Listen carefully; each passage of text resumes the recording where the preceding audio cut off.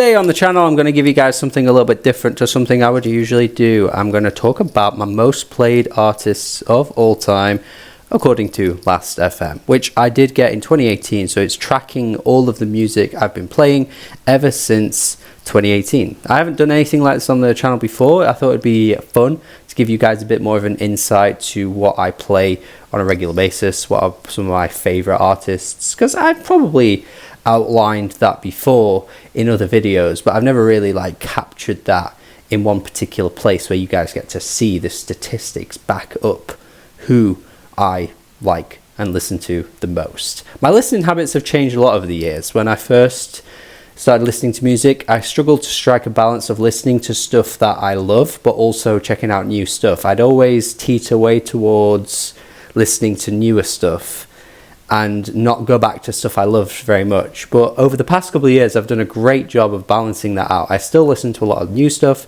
check out new great things, find new, great discoveries. A lot of poo in there too, let's be honest.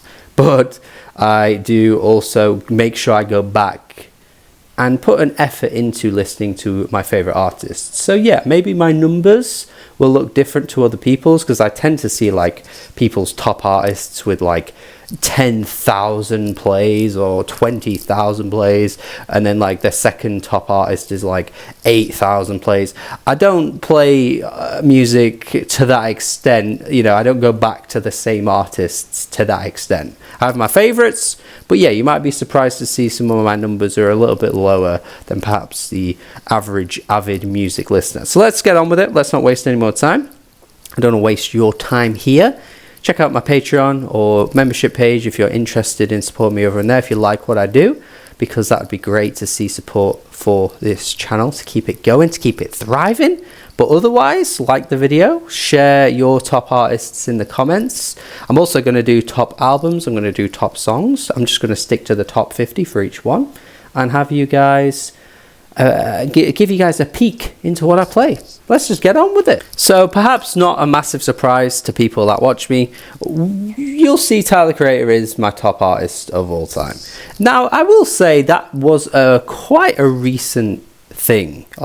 He was always high up. I always loved a lot of his music, I always played a lot of his music, but it has really been in the past maybe 2 years, I would probably say since the State Sale came out, that really I just gained more of a love and just obsessively played a lot of Tyler music, and then went back to all of his albums, and just all of them kind of collectively grew on me at once. There was just something so beautiful about that growth for me, and yeah, he's ended up being my top artist of all time now, which I think is fair. It doesn't mean to say he's my favorite artist ever. If I were to tell you my favorite artist ever, I'd look at you blankly and not give you an answer, to be honest with you. It's very hard to pick out one artist that I can truly say is my favorite ever. But he's definitely up there now. I think he's, getting a lot more respect than he used to. I think people take him a lot more seriously now, and I think people now see him as one of the top guys, particularly in mainstream music, because he can drop Chromacopia and do crazy numbers for it, have hit songs from it. And yeah, he's kind of up there with the big boys now. So it's pretty cool to see. Injury Reserve second. I think they would be higher if they were obviously still going. I do think they could potentially be number one. But of course, we lost Grogs. They aren't really putting out music under that name anymore. But to be fair, that's pretty decent amount of plays, considering they haven't really been active for quite some time. I mean, by the time it gets Phoenix, obviously it was only 4 years ago or something, but yeah, pretty good. You haven't got a huge discography, so I'm pretty happy to see that. Kendrick Lamar, number 3, that was a pretty recent thing too. I think once the beef happened and the GNX album came out, his numbers just went crazy for me, so he's really shot up into the top 3 now. And then Kate Bush at number 4. I like how Kate Bush rounds up that top row, It just makes no sense. You'd probably think, oh, he's going to keep having all these hip-hop artists. But no, Kate Bush sneaks in majestically. But she's one of the GOATs. Again, not an active artist today, so to have that many plays is pretty rare for me, because obviously I think a lot of my most played music is going to be very biased to newer stuff, given the fact that I spend so much time listening to new stuff, as I already said at the start of the video. And yeah, I got it in 2018, so you can have a very modern bias That's not to say that older music is worse, obviously not. But I think, you know, having these older artists who aren't active making music anymore this high up, for me, is a testament to how good they are.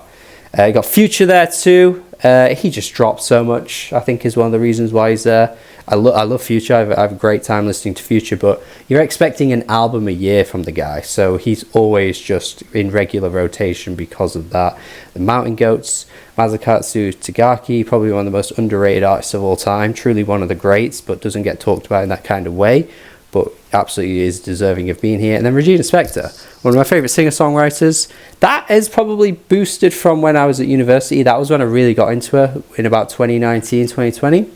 Played her a lot. I still love her music, but I will say she's probably the one artist out of these 8 that could definitely fall below that, because I don't play her as much as I used to. By the way, I'm not going to give you commentary on every single artist. That might get a bit boring and maybe a bit tedious to sit through. But yeah, I'm just going to kind of skim through and touch on kind of some of the main ones to mention, and yeah, just give you guys a bit of a view so you can see on screen what we got here. Julie Holter.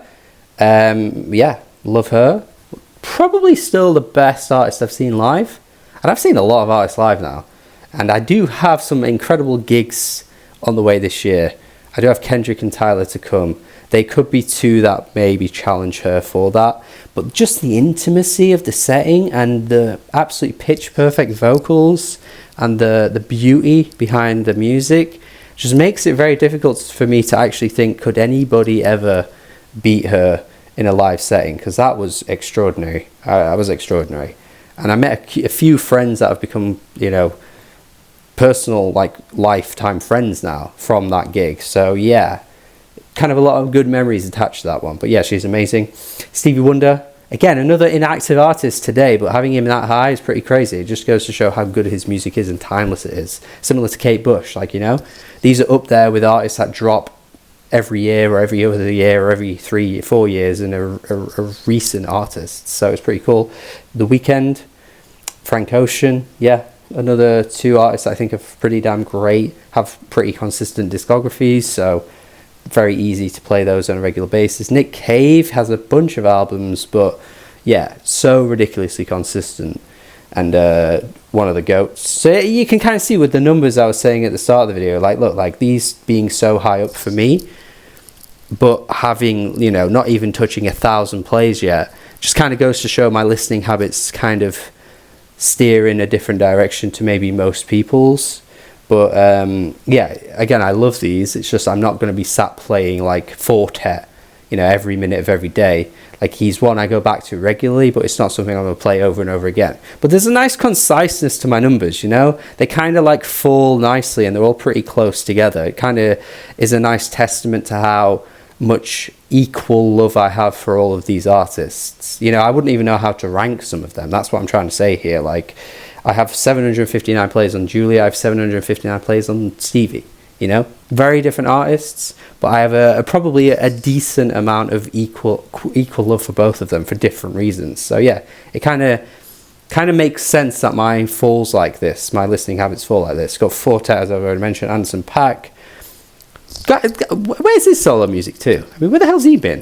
We need an Anderson .Paak solo album. You know, the No Worries stuff is fantastic, obviously, but yeah, those plays would be probably a lot higher if he dropped this year. I mean, I'd love to see it. But the Beatles, again, another legacy act that are pretty damn high up. You can't really knock the Beatles. They're just, for me, they're like as good as everyone says they are. You know, they're not overrated. They're certainly not underrated. Like, I just think they're perfectly rated. You know, they put out amazing music. Not every album is amazing, but yeah, like, come on, man, come on. Come on. This next section of artists is just ridiculously, like, not even making any sense, man. You got Kanye, you got Sufjan, you got Fiona, Playboi Carti, Natalia Lafourcade, Big Thief, Kylie Minogue, and Vale Smith. Do never come for me for variety, man. You will lose that argument. This man is... I'm a variety man. A variety man. That doesn't even make sense, but you know what I'm saying. So, like, there's no rhyme or reason to any of this. But yeah, again, just like... What tends to happen for me, if an artist has so many good albums, like at least 3 that I would call pretty damn great, the likelihood of being them, them being high is very high. Yeah, and Big Thief, they all kind of fit that bill actually. Vale Smith's got a very underrated discography, very underground, niche, local electronic artist. He's also a YouTuber as well. Buffalo Staple makes pretty damn great videos. Yeah, like the guy is pretty damn great. But yeah, of course, he's very niche in this list. He'd probably be the most niche artist on here. We've got Joni Mitchell, again, just a stacked discography. You can't deny it. Not an artist I play on a regular basis, but when I go back to, I feel like I'm at home. Just beautiful stuff. Perfume Genius, one of the modern greats to me as well. Ichigo Aoba, one of the modern greats. Charlie XCX, one of the modern greats. I keep repeating myself, but it's true, man. Perfume Genius got an album out soon too. I have very high hopes for that, because that first song, It's a Mirror, is pretty bloody great. So I'm looking forward to that. Yeah, lots of great artists here, of course. Aries, I mean, this is insane, because this is basically just 2 albums, which is rare for me. To have an artist this high up off of like 2 albums is pretty insane, for my general taste anyway. But yeah, those 2 albums are pretty bloody good. He's got a bunch of loose singles too that are great. Like, yeah, Aries is my guy. Hachi, again, another artist here, basically off 2 albums and an EP, but her music is so sugary and sweet. It's easy to play on a regular basis. So nice. You got Lil Sims, Blade, who, yeah, I kind of had a bit of an epiphany with Blade when The Fool came out. And I just kind of was like, actually, you know what? I think I like this guy more than I wanted to believe I did. It wasn't something I expected. But Blade ended up growing on me quite a lot. And yeah, he obviously dropped Cold Visions last year as well. It didn't make my year-end list or anything, but I did like that album a lot. I don't think I put it in a review, but I did. So yeah, the guy's always pretty consistent. And yeah, easy to play on a regular basis. Everything, Kate Renata, Janelle Monáe, Jean Dawson. Yeah, Everything, another artist there with a stacked discography. They've got so many pretty damn great albums that it's easy to play them pretty frequently. Yeah, Janelle Monáe, kind of wish she dropped more, because I think she could very much easily be like a top 10 all-time artist for me on my plays if she dropped consistently, because when she does put out music, it's always like of a really high quality, but she's only given us, what, 4 albums now? I know her last one people called a dud, but I actually still thought that album was pretty good, to be honest with you. Young Thug, Brakence is here off of basically 1 album. Like, you'll see how high that album is in a minute when we get to albums, but yeah, pretty crazy that he's higher than some of these artists that have like so many albums that I play a lot, Yeah, that is crazy. Yves Tumor, great artist, very versatile, very diverse. Each album feels like a totally new thing. Yeah, Beyonce, kind of a more of a recent thing. I think what got Beyonce here was definitely Cowboy Carter, because of just how many tracks there were. Now, this isn't to take away from the fact that, I think she's a great artist, but I think she got a little bit lucky to be in the top 50, because I think Cowboy Carter, I played that album a bunch of times, wanted to get into it, wanted to, do it for a review, wanted to sit with it, but there's like 30 tracks. So like playing that album 3 times, you've got 100 plays, like basically. And then Bodyguard, I kept playing that song a lot, because that's a great bloody song. So yeah, not to undermine her being here, but I think that is a very pivotal reason as to why she's so high up. I think she could get bumped down in the next 6 months to a year, but it doesn't mean to say I don't think she's great. Suzanne Sunfor, one I've slowed down a little bit. I used to play her a lot. 10 Love Songs is an amazing album if you've never heard it. But yeah, kind of one that I feel like could be at risk of falling out of this top 50 maybe, purely based on my listening habits, just for the simple reason I haven't gone back to her as much very recently. But I think again, maybe 2020 was the time I spammed her a little bit and went back to her music a lot. Michael Jackson, just so fun and replayable, play him at any opportunity really. Off the Wall is my jam. You got Thriller as well, which is pretty damn iconic. I think Thriller's pretty iconic. But yeah, a stacked discography for sure for that guy. So many hits, so many fun songs to go back to. Yeah, he's kind of probably going to stick around in this region for some time. Adrienne Lenker, love her. Probably could be higher, because I do love her solo stuff equally, probably as much as I do the Big Thief. So could see her getting higher. Caroline Polachek, again, another artist that's kind of here off of 2 albums, but that's just a testament to how good she is. And we get to the bottom section here with some interesting names, I will say. The two being really Carly Rae Jepsen and Taylor Swift, who I do like. But yeah, it surprises me that they are here. But, you know, not really anything wrong with that by any stretch of the imagination. In fact, is this accurate? Is this only showing me 48? I think it has, because I'm sure at 49... Yeah, I think it is. I think it's only... I'll show you 49 and 50, and maybe a few after that too. But yeah, I think it's capped out. I think it's going in rows of 4, and it's stopped at 48, which makes sense. Makes sense. 4 times table, guys. Come on. But yeah, there are a couple of others that do make the top 50. I'll show you in a second. But yeah, Taylor Swift, kind of a bit lucky to be here as well. Luckier than Beyonce, I would say, because she's dropped so much in the past few years. It's like, okay, I'm always curious. And I do like some of her albums quite a bit. I think I really like Red. I think Folklore is good as well. So those albums are albums I would willingly go back to and play songs from regularly.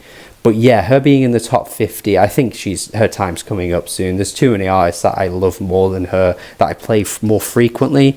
And I think she's going to get bumped out for sure. Yeah, George Clanton, again, kind of here off of really a short discography, but that discography is ridiculous, man. 100% Electronica was an album I went back to recently, and that grew on me quite a bit too. So you've got that, you've got a friggin' Slide, which is amazing, one of my favourites of the 2010s, and the 21st century for sure, if we're going back to the 2000 easily. And then of course Urapaya, which came out a couple of years ago, which was bloody great again, and has his best song ever on it. The guy is so good.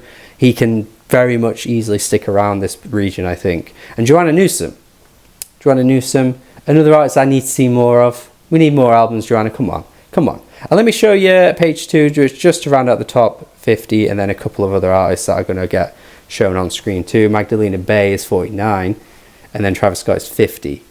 Yeah.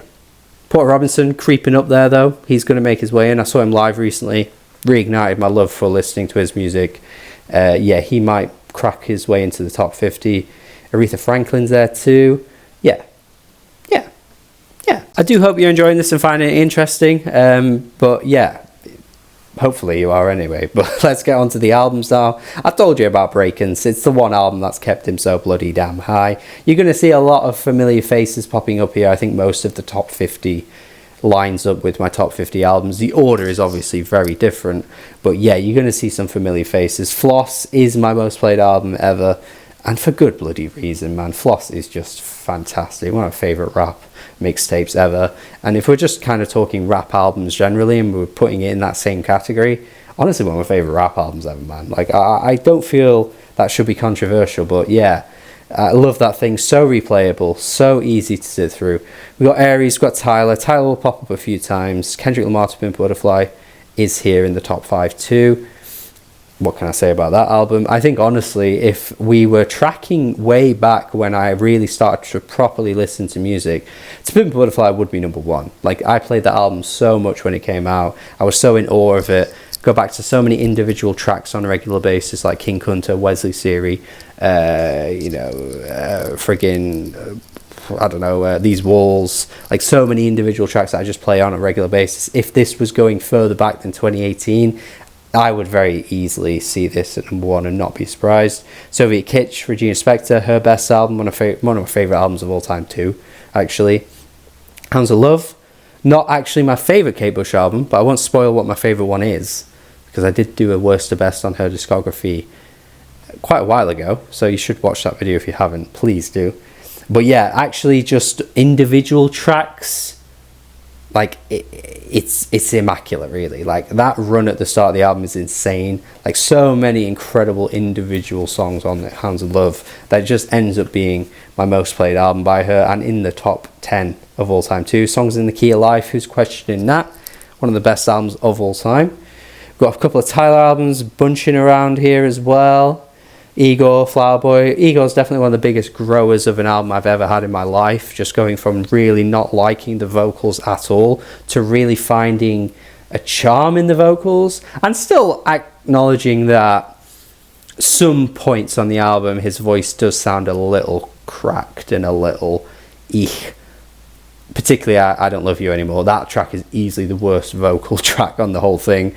But yeah, just kind of finding my brain to be rewired and accept those vocals and really appreciate the concept. Yeah, truly never had an experience like that with an album where I just didn't like it and then ended up being like in the top 10 most played ever. That's an insane growth. But yeah, crazy stuff. I already told you about my random resurgence with Tyler though at the start of the video. Got Channel Orange, still like the best Frank album for me. Like, I'm sorry, Blonde fans. I like Blonde too, but I'm still giving it Channel Orange. Kagayaki, one of the most beautiful albums I've ever heard. Yeah, I've already talked about Mazukatsu already, but just love it.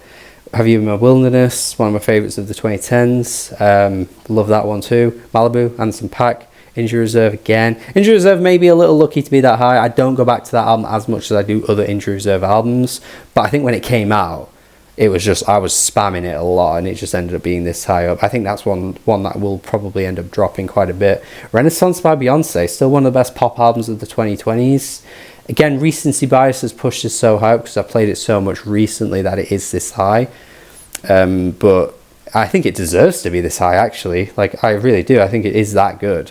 Simbi, Little Sims, just an amazing rap album from the 2020s. You can see the modern bias I was talking about before, where it is so heavily going to be weighted towards newer stuff. Because like, I love that Silk Sonic album. I have a massive soft spot for it.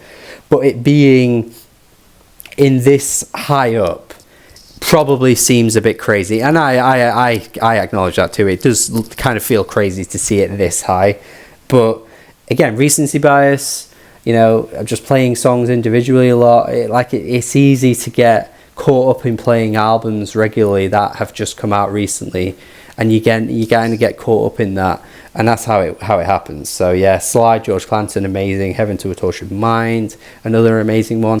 All right, let's keep going. The Sunset Tree, Mountain Goats, one of my favorite albums ever too. Absolutely incredible themes and lyrics on that album. Just John Darnielle, one of the best writers ever in music. I'd put him top 5. I'd put him top 5 with ease, genuinely. Even the most recent album, the Bleed Out album, where they had all these like fun like themes about like action films and just create little mini concepts on each track. It was just crazy. Like, the guy is not slowing down even so far into his career, and he still finds a way to be so amazing as a writer. Yeah, what an insanely heartbreaking album, but incredible as well.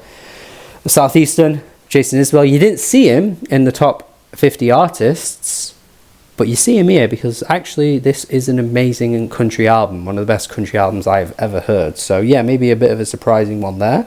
Again, Dua Lipa, you didn't see her in the top 50, but Future Nostalgia, again, recency bias, very easily replayable tracks, very easy to play around people if you're just having a good time. Like, that's probably boosted this one to be so high up because, again, it's not like in my top 50 albums of all time. Like, not even close. Like, it's a great pop album, but yeah. The Arcandroid, though, however, is one of the best albums I've ever heard, so that's very easily here. We got Kate Bush again. Off the Wall, Michael Jackson, my favourite MJ.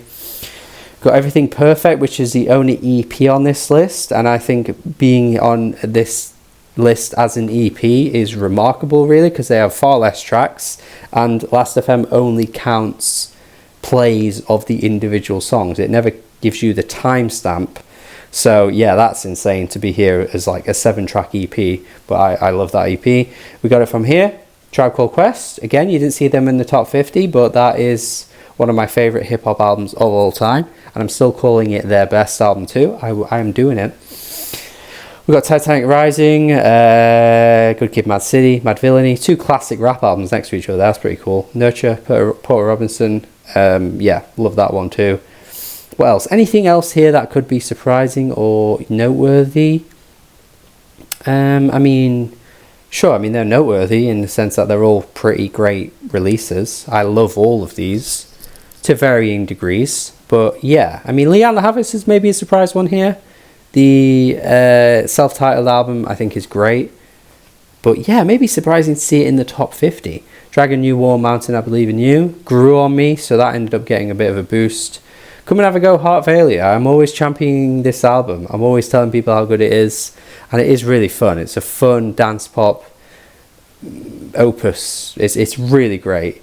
Khalil Blue, one of the most underrated rappers right now. He doesn't get much love, but Dog and Metropolis that came out a few years ago, they're great albums. Very replayable as well. Very like easy to just get caught up in playing them over and over again because they're just fun. They're straight to the point. They have a bit of a bounce to them. They're really catchy, but he's also a fun rapper too. Like, it's all really great. Let me just show you the last couple that should round out the top 50, which is Future and Joanna Newsom, which is, it couldn't get any different. But yeah, Joanna Newsom doesn't quite make the top 50 of all time, even though she's, oh no, she does make top 50. She just didn't make that first page. This is where it cuts off, that's right.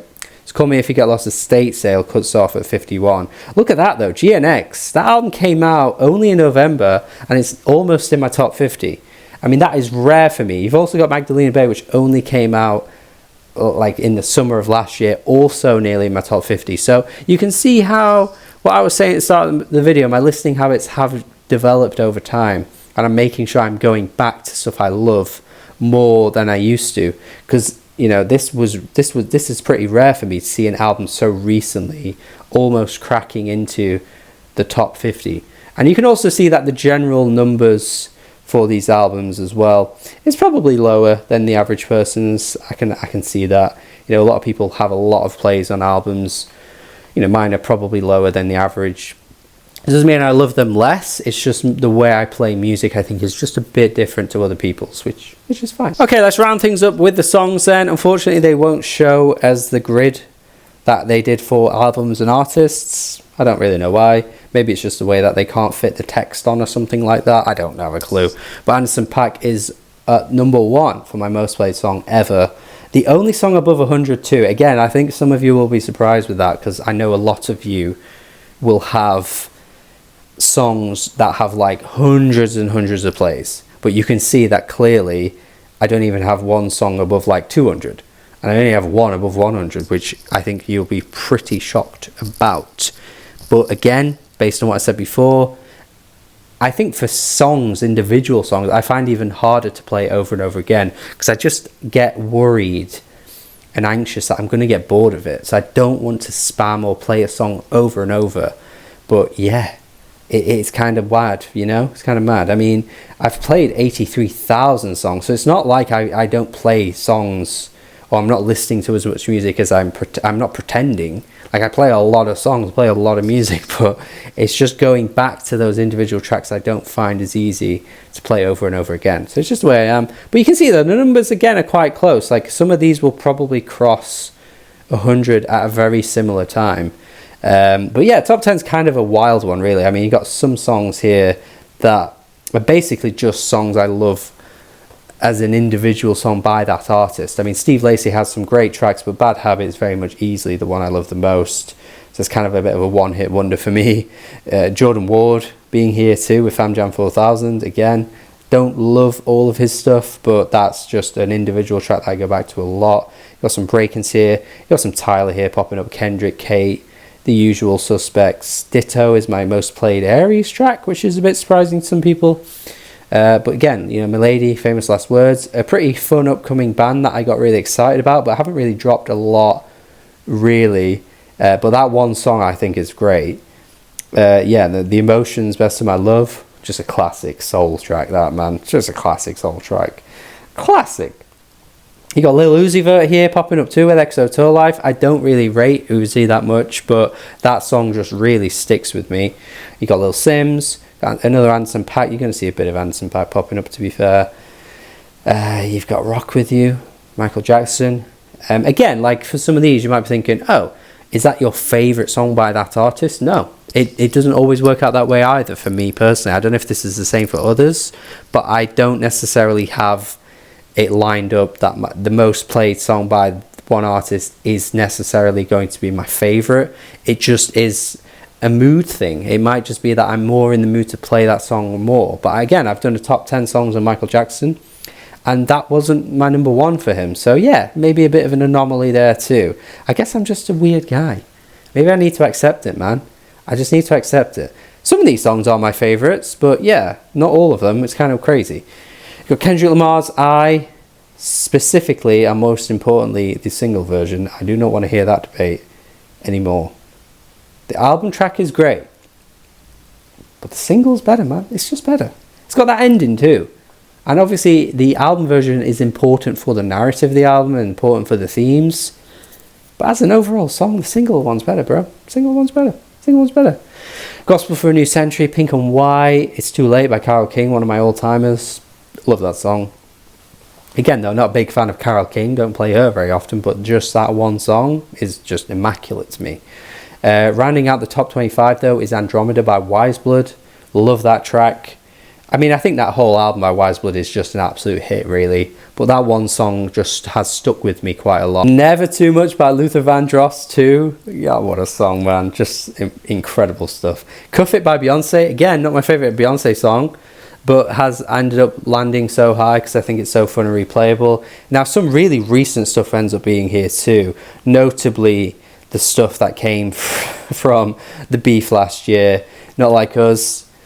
Again, not my favourite track from that beef or my favourite track from Kendrick, but just the replayability of it, it to me is just really high. On the Floor, Perfume Genius, that was my song of 2020. Still stand by that too. Like That, Future, Metro, Kendrick. Again, just that beef kind of had me locked in, man. I was playing those songs like crazy. This Must Be the Place by Talking Heads, one of the best songs ever. Absolutely amazing. Little L by Jamiroquai, my boys. Jamiroquai, I have a soft spot for. I have a soft spot for. Some surprises here popping up too, like, you know, again, not to say they're not great songs, not to say that they're bad songs by any stretch of the imagination, they're not. But a little surprising that Jailbreak the Teslas here, Leave the Door Open, Love's Train. Again, love those songs, but I feel like they could easily fall out this top 50 anytime soon because they're just not songs I play so often that they'd stick around. Same with Levitating by Dua Lipa too. Absolutely love that song, but seems like it could easily drop out the top 50 very soon if I play other stuff a little bit more. Again, you'll probably notice that with what I'm saying, some of these numbers are quite low, but for me this just kind of is how it is. Everybody Wants to Rule the World, an all-timer for sure. Buffalo Stance, again another all-timer for me.